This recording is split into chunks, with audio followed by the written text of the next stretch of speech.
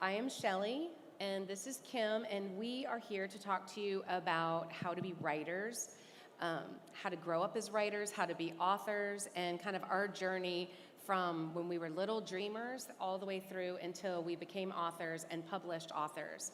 So Cece Loves Science is our book that we'll be talking about today, and then at the end, we'll let you guys ask questions. You think you'll have questions about writing or publishing? Hopefully. So at the end, we're going to call on you to ask some questions. So, Kim, do you want to start out? Sure. So my name is Kim Derting, and I actually am besides Cece Loves Science, I write for teens also. I have 10 books, 3 series for teens, 2 series with HarperCollins. One is called the Body Finder series, and one is called The Taking.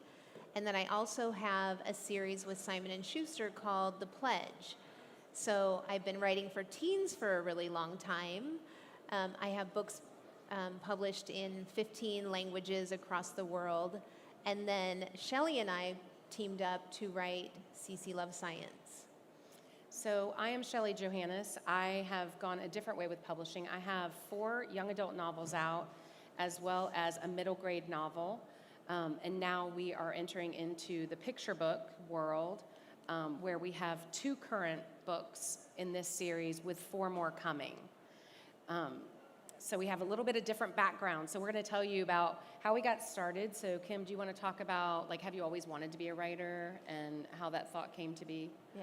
So when I was little, I did not want to be a writer. It never even dawned on me that writing was a job. I was always a reader. I was always I love to read books about animals, especially talking animals. So Charlotte's Web was one of my favorite books. When I really was little, I wanted to be a princess more than anything else, like a lot of kids. I wanted to be a princess.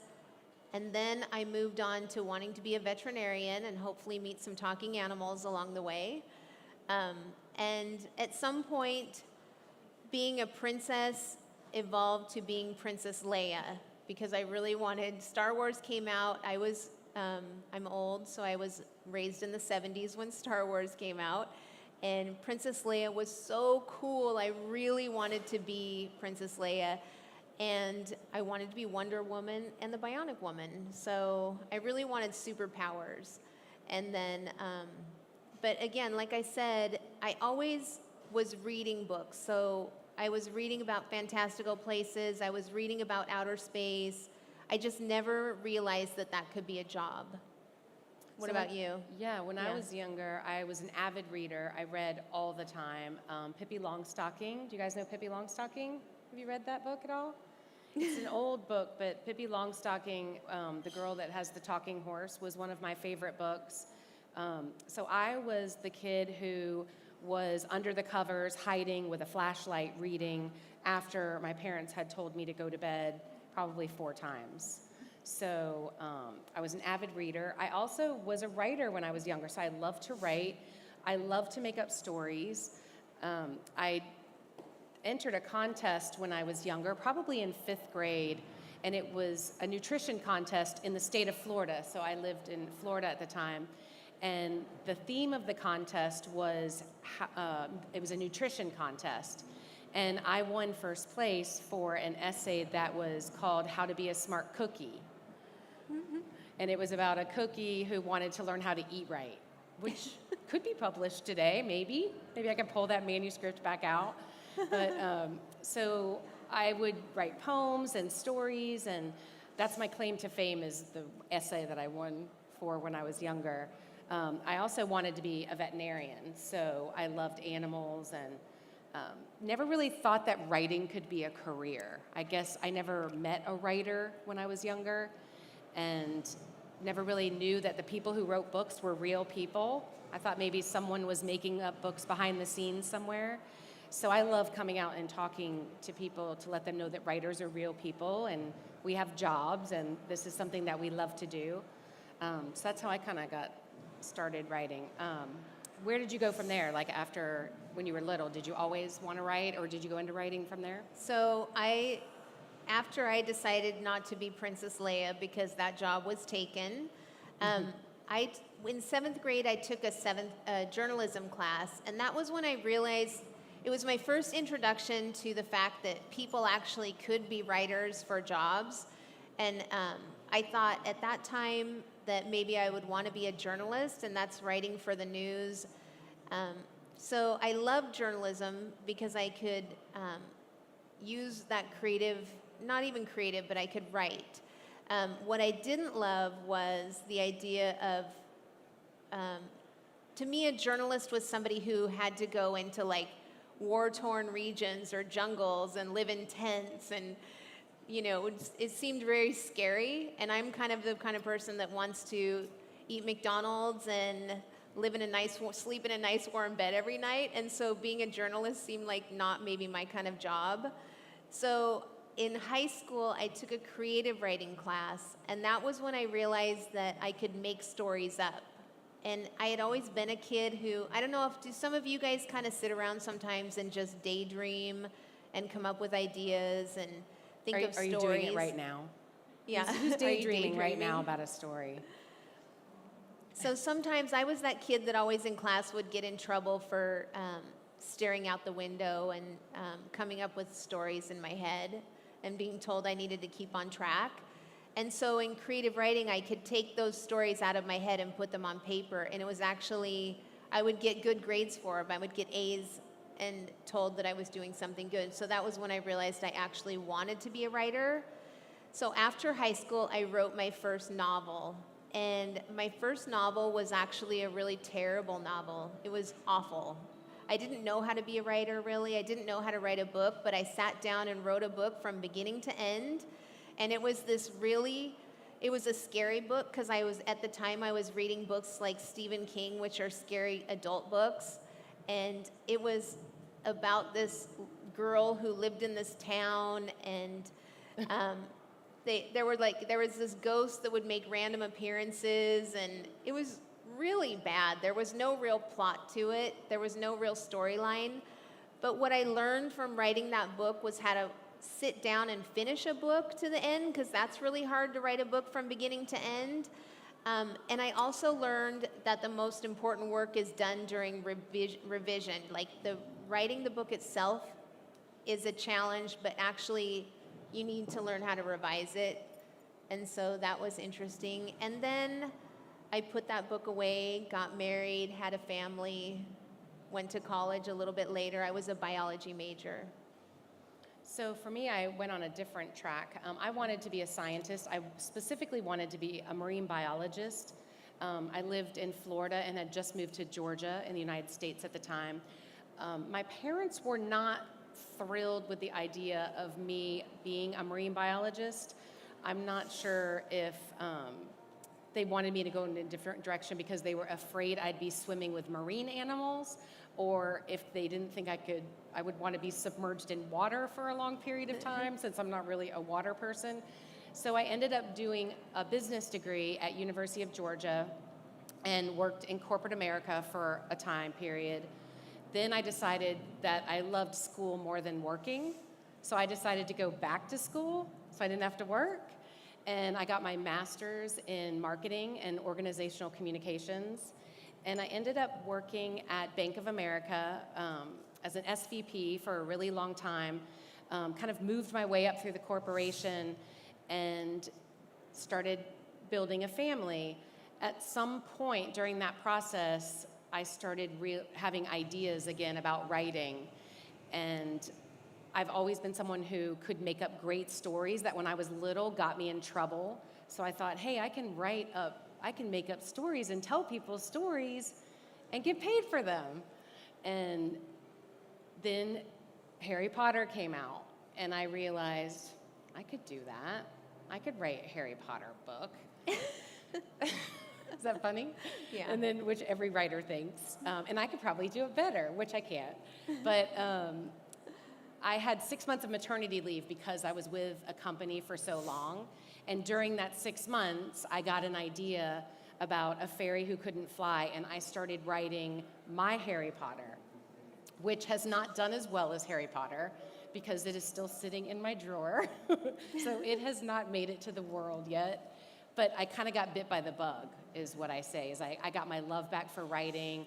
I gave myself the space and the time and kind of the breath maybe to follow a passion. And by the end of that 6 months, I actually left my job with the help of my husband, who was very supportive at the time. I literally walked off the job within a couple of weeks and decided to freelance and started writing on the side. So I do a lot of copywriting for businesses as a day job. That's my day job. And then I am a writer slash sleuth slash mystery person by night.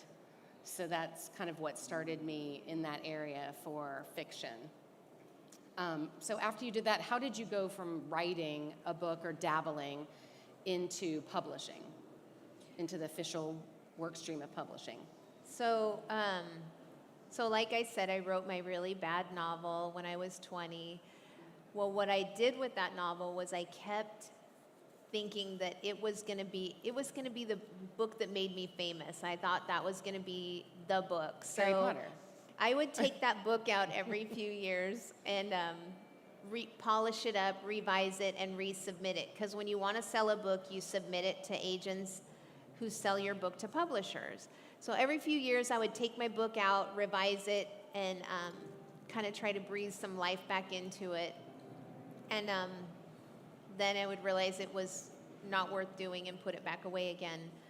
So it took me about 15 years, probably around the time Harry Potter, and it was kind of when Twilight came out. Right, Do you guys know what Twilight is? The series Twilight? It's yeah. So anyways, young adult was just starting to take off. And my husband is one of these funny people who he really tries to be, he calls it supportive, but he's always throwing out book ideas. He really, he wanted to support my dream of being a writer, so he was always saying things like, okay, so what if there's a summer camp and all the camp counselors are zombies? Go. And he would want me to write that book. And I would say, I'm not writing that book, honey. And so he always had these ideas that were going to go nowhere. And then one day we were driving in the car, and he said, what if, because that's how all of his stories start, are what if there was a kid who could find dead bodies? That's kind of a creepy idea, a kid who finds dead bodies, but I actually really liked it. And it goes back to your superhero days of having a special power. Yeah, like special power. Yeah, finally your special power. It's kind of a weird one. And so I thought about that, and I decided that it would make a really fun young adult novel for teenagers. And so I wrote that book. And at the time, I was getting ready to go to a book festival, not so different from this book festival, but they had agents there, and you could take your book and talk to agents who are like business managers and tell them about your book, and they would decide whether they wanted to try to sell your book for you or not. But the way that they did it was you had 2 minutes. I think you had 2 minutes to talk to them. And if you didn't convince them that your book was good enough, they said no, and you had to walk away. And so I went to this, it was called a pitch slam, and I stood in line with all of these other people who wanted to convince these agents that their book was the next best book.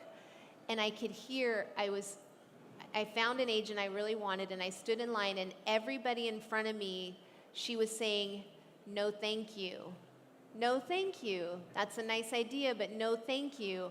She didn't say yes to anyone. And so as I was standing in line, I was getting more and more nervous. You know how when you have to talk to somebody, sometimes you get really nervous? And so it was getting to my turn, and I got up and met her, and I started explaining my book, The Body Finder, it was called, and I started explaining it to her about this girl who could find dead bodies, and she started to slide a business card towards me. And I was getting so it was kind of an excited nervous at this point. And she says to me, she asked me a question. Is your setting in the book an urban setting or a rural setting? And all of a sudden, I couldn't remember what either of those words meant because I was so nervous I couldn't even understand language. I didn't understand what the words meant. And so I said, it's an urban setting. It's not an urban setting. So she passed me her card and said, send me the first 50 pages. I'd like to see them. And then I said, it's a rural setting. So I finally got her my pages. She requested the whole thing, and she became my partner in writing. Do you guys know, do you want to know a little bit about the publishing process? Like let me tell you a little, because we use some words that you guys might not know. So in the publishing industry, we have something called a traditional process, which is traditional publishing. And that is usually, generally, where a writer writes a story, then we go out and find an agent. And in a lot of publishers will not look at your book unless you have an agent. Some will. So some people don't get agents, some people do. I'm not a great seller, so I wanted an agent. Kim wanted an agent. So we go out, we give them our book, and you submit it to many agents, hoping that one of them will see something. And they decide whether or not they're going to pick up your book. To give you an idea, my agent gets probably 500 to 1,000 queries a week. So you really need to stand out. So by the time you send your books to agents, like you want them to be your best pages because you want to stand out in a crowd. So then the agent, once they accept you as a client, they go to the publisher and ask them if they want to buy your book, and they submit to several different publishers. So what Kim's talking about is how she got her agent. So I went a little bit of a different route. Does that make sense? Does anyone have any questions about that? We can answer questions at the end, but I just wanted to make sure you understood some of the words we were saying. So I went a little bit different way in that I got an agent who was at a great house, a top agent. We tried to sell several of my books that did not sell. They went to what we call acquisitions, which is a meeting at the publisher where they discuss, do they want your book? How much are they going to pay for it? Each of those times, my book never quite made it over the top. It was very disappointing and heartbreaking to have people say they didn't want to have your work. And unfortunately, it happens a lot in publishing, no matter how good you are. So I decided to go on my own. So I self-published that series that didn't sell, and at the time self-publishing was just coming up, and ended up selling about 150,000 copies of that book, which started to get attention of agents. So by the time I met my agent, she had heard of my book, she had heard of me, and she had been very familiar with the self-publishing process. So I didn't pitch her specifically. We met at a business conference, really, and she kind of took me a different way, seeing my potential, kind of where I came from. So Kim comes from a very traditional background. I come from a self-publishing background, and I like to call myself a hybrid author because I do both. So my agent and I work together to, what can I self-publish? What does she want? She gets first dibs. And then what can I do on my own? Because I love the process of putting a book together myself. So my process was a little bit different. So we're going to tell you how we met. So you want to tell them how we met and how we got... So I have YA books and middle grade books. She has YA books. So how did we get into picture books was the questions our agents were asking at the time we pitched them. So why don't you talk about how Shelley we met? and I met probably about 10 years ago. Yeah, I would say 10 so. years ago, we were at a conference in Los Angeles for children's book writers. And Shelley and I at the time, blogging, blogging was just becoming this big thing. And we both had really successful writing blogs. And so we had kind of communicated online a little bit. We live in different parts of the United States. Shelley lives in Atlanta, Georgia. I live in Seattle, Washington. So we're on opposite ends of the country. But we had met kind of online through email and through our blogs. So when we met in person at this conference, we already kind of knew each other, and we really hit it off. And so we became friends and decided to do what's called critiquing each other's work. You guys know what critiquing is? Critiquing is kind of like when you write something and hand it. I would write something and give it to Shelly, and she would write notes on it of everything I did wrong and then send it back to me. Yep. And so I would try to fix those things. It's kind of like when you turn a paper into your teacher and they write notes on it and tell you what you need to fix, and then you have to try and fix it and get a better grade. So Shelly was grading my work, basically. And if you get a critique partner that tells you everything you did right, probably not the best critique partner. Like, you want someone to tell you every single thing that's wrong with your book, because if they don't, someone else will. Yeah. I mean, that is, so. So we've worked like that as critique partners for probably 10 years without ever thinking we would write together. The idea of writing as a partnership never really crossed our mind. I never wanted a writing partner. I'm kind of controlling about my work, so I probably didn't think I'd work well with others that way. And so when the idea for Cece came along, you can tell how we came up with it, because it was actually your daughter. Well, so as we said, we write novels, which are very long books, 100,000 words, 70,000 to 100,000 words. Our agents happened to be with the same agency, which was not planned at the time. It just happened that way. And we went to our agents and said, we think we're going to write a picture book. What happened to me was my daughter loves science. Do you guys love science? Anybody who likes science? Raise your hand. Yeah. That's it? That's okay. You don't have to like science. Does anybody like writing? Any of you like to write? Any of you like to draw pictures? Draw pictures? Yeah. So writers, anybody like to write and draw pictures? Okay, that's a writer, author, illustrator. So you can do all of those. So there's a job in writing, there's a job in illustrating, there's a job doing both, and tons of jobs in science. For those of you who say you don't like science, who likes to bake? No baking? No cooking? No cooking or baking, okay? Yeah, a couple. That's I science. see a hand. Who likes animals? Any kind of animal. Okay, so that's zoology, that's a science. I'm going to go out on a limb on this one. Who likes video games? Okay, so guess what? Guess what? You like science, because that's computer science. So now how many people like science? That's what I thought. Okay, so what happened was my daughter loves science, and she always went to science camp every year, loved science in class. And one year when I said, would you like to go to science camp this year? She said no, which shocked me, because that was the first thing she always wanted to do. So I said, why don't you want to go to science camp this year? And she said, brace yourselves. She said, 1, science is for boys. Can I get a what? And then she said, 2, science isn't fun anymore. So what was happening is she was the only girl in most of the science camps and the science clubs.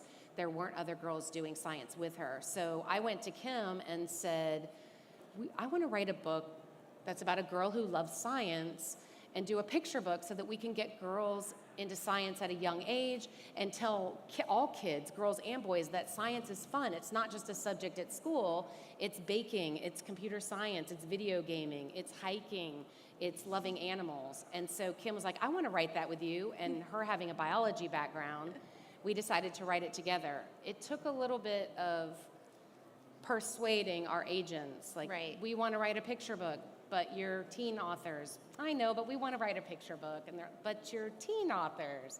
That's okay, we're going to write a picture book. So we had to push it kind of, and they were great. They were open to doing it. So that's kind of, you know, Sarah, like, tell them a little bit about the process of what we went through to sell the book. So we first wrote the book. Picture books take a long time. It doesn't seem like it, because there's not a lot of words, there aren't a lot of pages, it's a lot of pictures. So you would think it wouldn't take very long, but it actually took us, we wrote the first version of Cece Loves Science probably in 2013, so 6 years ago, and it didn't actually come out until last year. So we went through a lot of different versions. The one thing about picture books, because there aren't very many words, is that every single word counts so much. Like, you have to make, every sentence has to be exactly right. And so we didn't know how to write a picture book. We had to learn how to write it. So it did take us a long time to do that. And then once you even sell your picture book, they have to find, and we don't find our illustrator. Shelley and I do not draw pictures, so we had to get an illustrator, and we didn't find it. Our publisher found her for us, and she's brilliant. Or we don't draw pictures they would want to see. Yeah, we don't draw pictures that would be in a book. We can draw, but you're not going to pay for it. Right, and so it does take a long time. It's a big process. Yeah, and how many times do you guys think Cece has been through revisions? Like, how many revisions would you say we've done on Cece Loves Science, which is this book? Oh, I guess it's right here. So it's 32 pages, and not including the pictures. How many times would you guess? Is anyone going to try and guess for me? You can raise your hand. Go ahead. What do you say?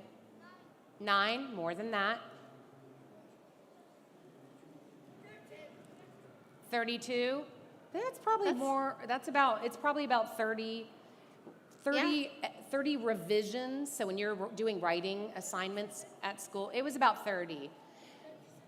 Or yeah, 32. It was right around there. I think your 32 is right. Yeah, and but it's been 3 different books, like fully different books. So even though we've done edits on them, it's been 3 different stories. It's been many different points of view. It started out as first person. It's now third person, and that's just for a picture book. So we like to say that, it has come a long way. It took 2 years to sell. Our character actually had a different name. It was Luna Loves Science when we first wrote it.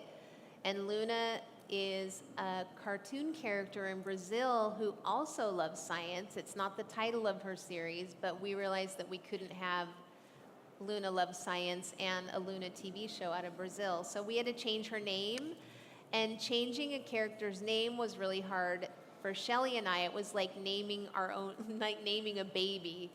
And it wasn't the 2 of us only that had to agree. We had to get our editors to agree and the marketing team at HarperCollins to agree. It was like getting 20 people to agree on a baby name. Yeah. Is what the process was. For any of you who have tried to choose children's names and had input coming in from 20 different people of what they like and who they knew when they were little that they didn't like, and it reminded them of them. And so we finally narrowed it in, and we wanted something that sounded good with Love Science. So we kind of narrowed it into Cece Loves Science. Yeah. So why don't we just see, do you guys have any questions? We were going to tell you a little bit about publishing and writing, but I want to see if you guys have any questions for us before we give you some tips. Do you want to know yeah, go ahead. How do you find an agent? So I would say the best way to find an agent, and Kim might have a different suggestion, there is a site called querytracker.com and agentquery.com. And if you go in there, it has little check boxes. You can say, I write teen, fantasy, like it helps you narrow it down, and it'll give you a list of all kind of the major agencies or agents that are looking for that, and then it tells you how to submit. When I was submitting, it was a paper book called The Writer's Market that you had to go through and highlight 1,000 pages. So that's and that was a big book. It was like this big. Fat book. So now it's a shortcut. It would be agentquery.com or querytracker.com, just to put in exactly what you have, and then you can find the perfect agent that's looking for exactly that. Yeah, and I Kind of will like a match.com for writers and agents. And because they want what's called a query letter, which is basically a business letter. They want a specific way that you describe the way your book plays out, and they kind of want a spoiler of the ending. It's really hard to write I think a query letter is harder to write than the whole novel itself, honestly. Some people are very good at it. Some people are not. And so, but there are websites even devoted to that. One is called Query Shark, and that site goes through and shows you what not to do and how to get a better query letter at the end. So if you really are writing queries, it's a good place to go. Agent Tracker and Agent Query are good places to find agents and then learn to write a query letter. So your goal is usually they'll ask for a letter, and then if they like the letter, so your letter's kind of like a jacket copy, like has a teaser in it, wants them to want more, then they'll say, okay, send me 10 pages, and then you want those 10 pages to be like, you know, like your best 10 pages. And then they'll be like, oh, okay, I like your 10 pages, and now send me a partial, which is first 50 pages. So you want to make sure as you go through that process that you can even make sure it's edited and make sure it's just perfect. Make it a little marketing, like have a hook, you know, make it enticing. Well, what if we're talking about the publishing process, like what's been your biggest aha moment in the publishing process?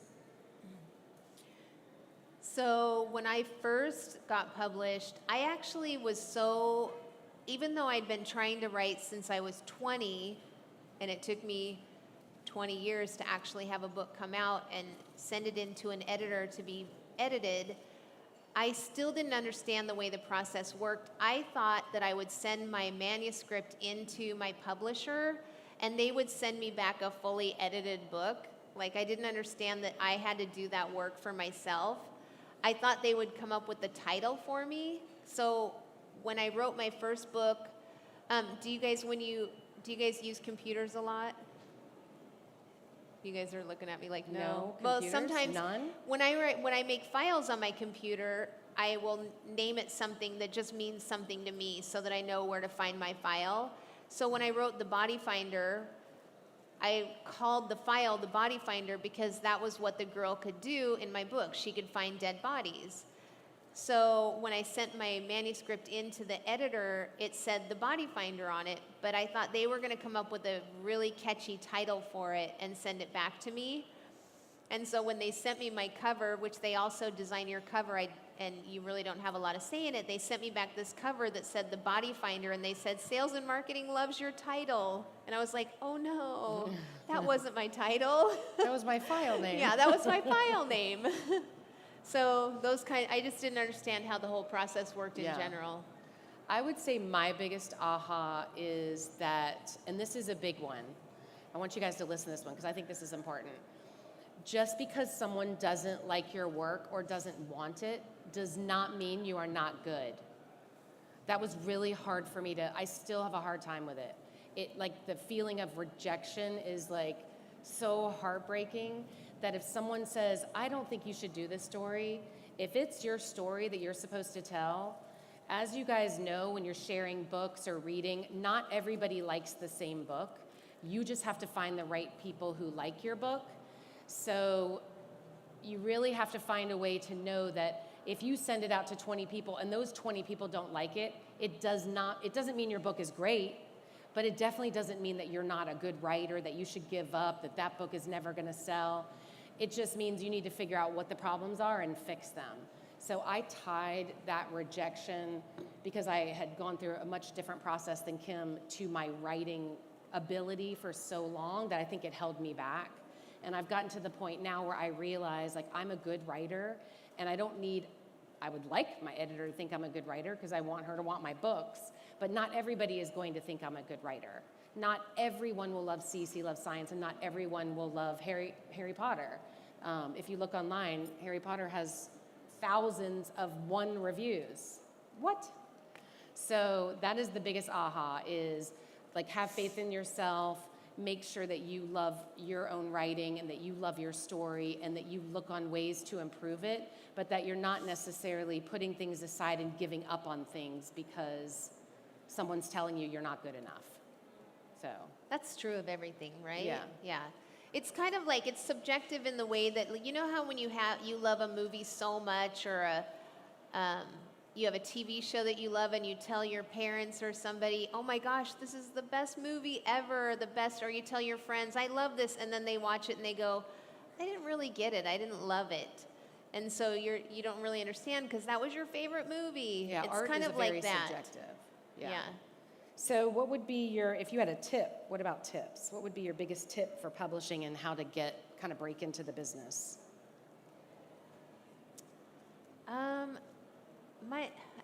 How to break into the business? Well, just like, what are your biggest tips just in publishing in general, like probably, that to stand out?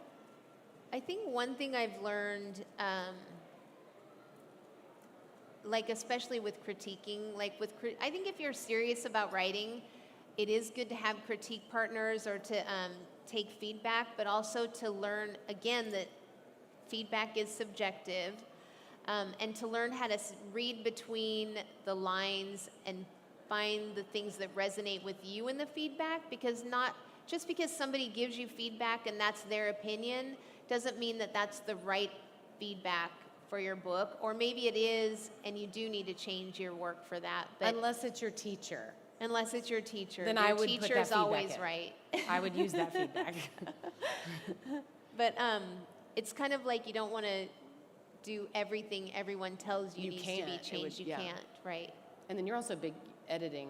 I've said this before. I think 10% of the work is finishing the first draft of your book, and then 90% of it is editing it and making it better. So that's why your teachers ask you to edit and re-edit. Do any of you get red marks on your pages, like that you have to change? That process happens even as a writer in this business.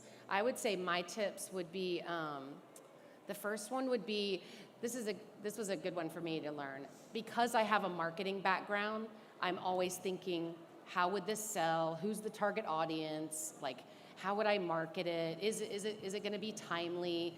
Does it have a hook? I have really struggled, and I've tried to get to a point where I look at writing and publishing as two different processes. So writing for me is the creative. I am just creative, writing. My business hat is off in the corner, like loving my story, doing my story.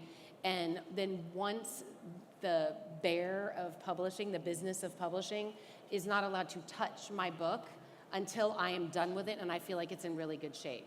Because the bear of publishing, if you try to write to that, it's virtually impossible. Some people get lucky. But if you are constantly worried about, is it going to sell, will it sell, when's it going to sell, for how much is it going to, it totally kills your creativity. So when you start out writing, don't start out thinking about publishing.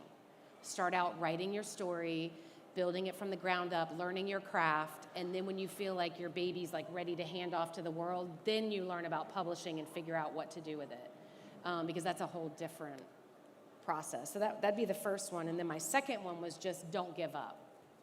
So it took me a long time to break into publishing. Some people have it very easy and it happens easier for them and smoothly for them. And then some people hit a lot of bumps in the road. I feel like my road has been very bumpy, and you just can't give up, because the people who persevere are the ones that just keep pushing forward, and you will pass roadkill as you're going down the lane of publishing.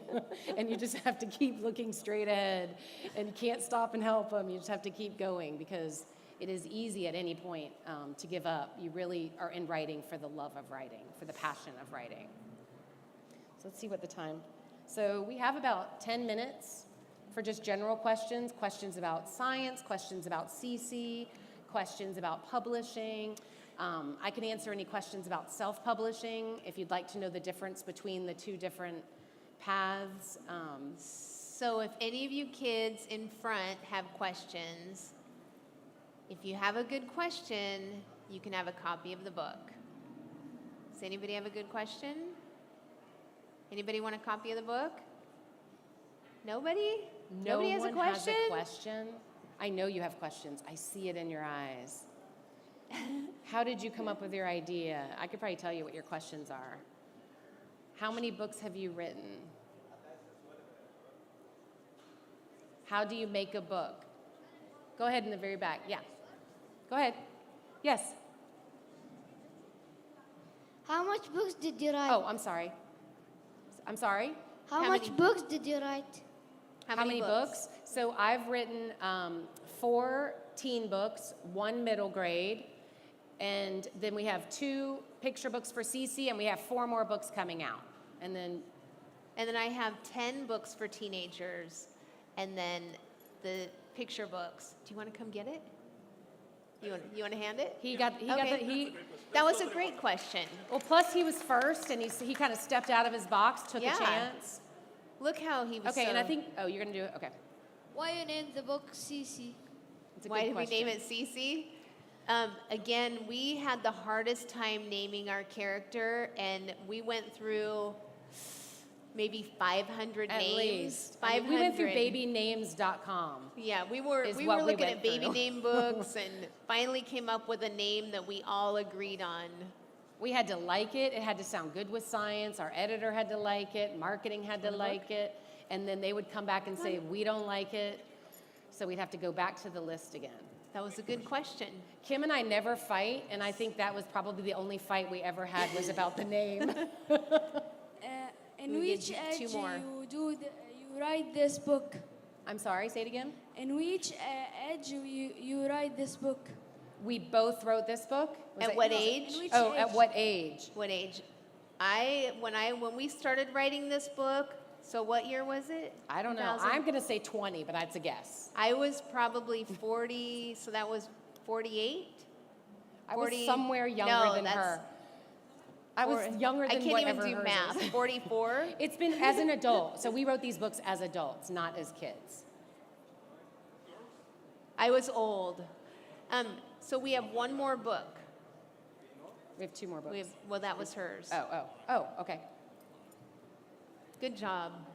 I can't come up. You have to come up. Her microphone's stuck. Excuse me. My microphone got stuck in the chair.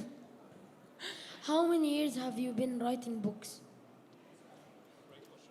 So I wrote my first book 30 years ago. It was that bad book I was talking about. And then I didn't have my first book published until I was 40. So it was a long time in between. I'm going to count my essay in 5th grade. So I'm going to say it won an award. It's not like it's chump You change. got the last copy. Yeah, so I've been writing my whole life, but I never really thought that writing could be a career. I did it for business because I work in marketing and I do business writing. But it's only been about 10 years since I've started writing in fiction. I knew you guys had questions. At what year you do this book? How what? We started writing this book in 2013. Just 6 years ago. And it took 2 years to get purchased, and then it came out in 2018. So 5 years. It's a long time. It's a long I know. time. It's too long. How much months did you was doing this book? So let me explain to you a little bit about deals. So the deals are, and that's a great question. You're welcome to ask us money questions. Know that writers do not write for the money, but what they do in the business of writing generally is they give you an advance. So they give you an advance amount. You earn that amount back, which we can't tell you what that is. It's a secret. And then you earn that back, and then they pay you a royalty on every book. So it's a royalty setup. Why you make the book about science? Why did we? Why you make the book about science? I'm going to answer that. It was Why did we what make it we up? really want to do is write a book that because her daughter didn't like science or didn't want to go to science camp anymore, we wanted to write a character to let girls know that science wasn't just for boys and to let kids know science was fun.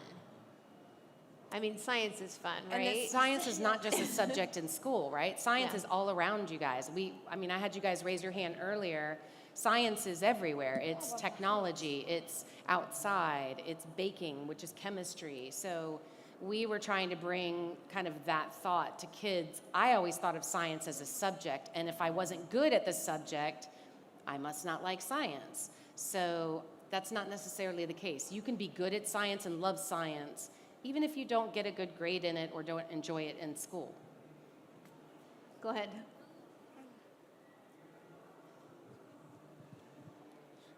Oh, No. that's okay. We'll get. No, No, go ahead.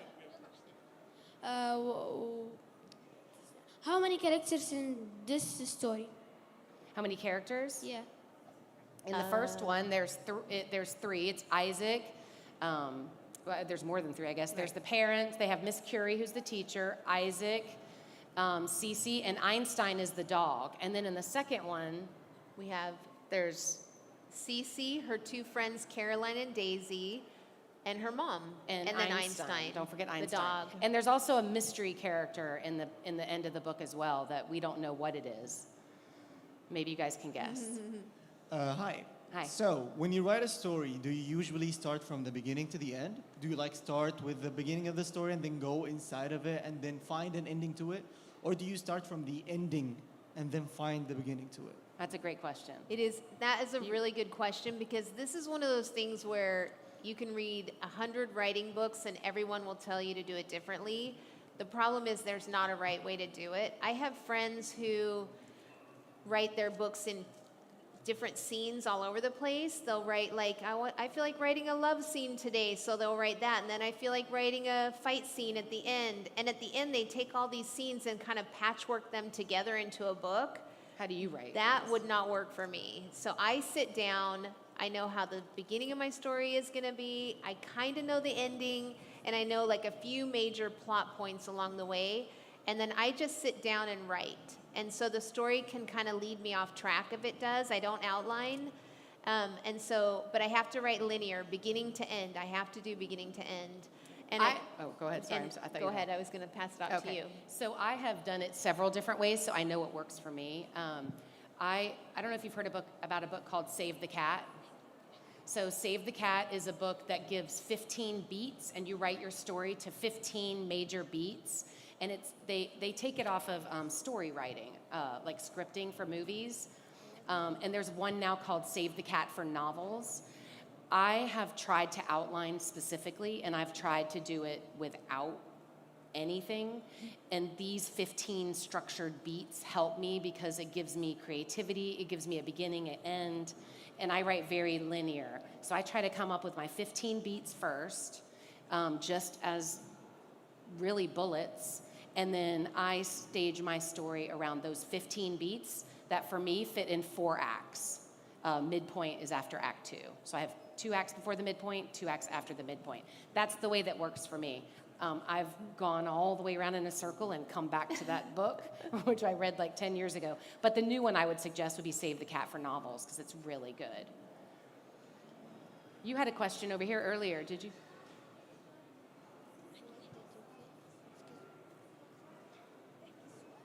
What the age? Mostly elementary school. Like I would say K early through 5. yeah. I mean, I speak to 4th and 5th graders, and they love it, and we talk a lot about writing, characters and plots and points of view. So I would say elementary school. You have a question? What do you do when you do Cece story? What? What do you feel when you do Cece story?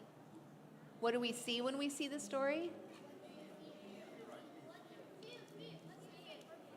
What do we feel? Oh, how do we feel when we write? So happy. I love writing. We have so much fun writing the story. If you're writing a story, don't get us wrong.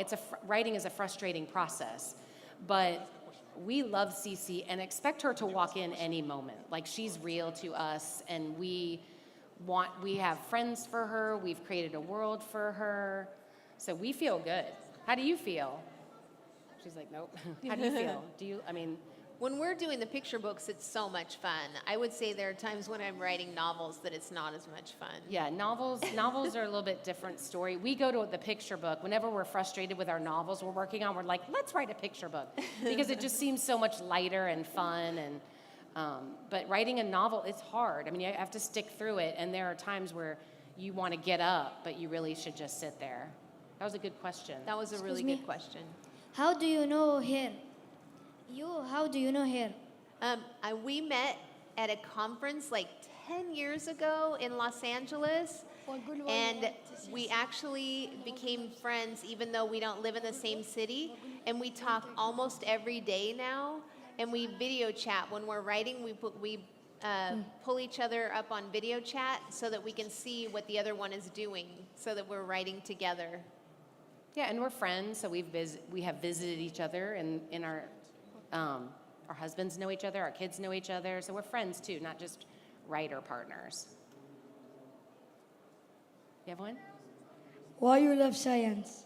Why do I love science? Because science is everywhere, and I love animals. I do a lot of conservation work with animals, and without science, we wouldn't have a world to live in. So I love science. I'd like science to continue, wouldn't you? If that's what our world is. Why do you like science? I mean, same thing, because I'm curious. I want to know how things work. I like to have answers. Do you ever ask questions and want to know why something is? Why do volcanoes blow up? We heard that last night at a school. Some kid wanted to know why volcanoes explode. That's a good science question. You should find out. What do you like to do? What's your favorite thing to do? What is it? Write stories? Is that really what your favorite thing to do is?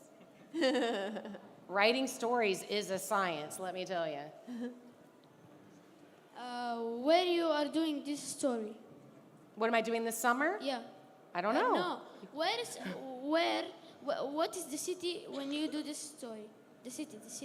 What is the city Yeah. that the story's in? Yeah. You know what? We actually don't know. We don't really have a city. It can be any city. I thought you were asking me what I was doing this summer. I was like, I don't know. I haven't thought about it yet. I'm going to come back here and see you. What city should it be in? What city do you think it is?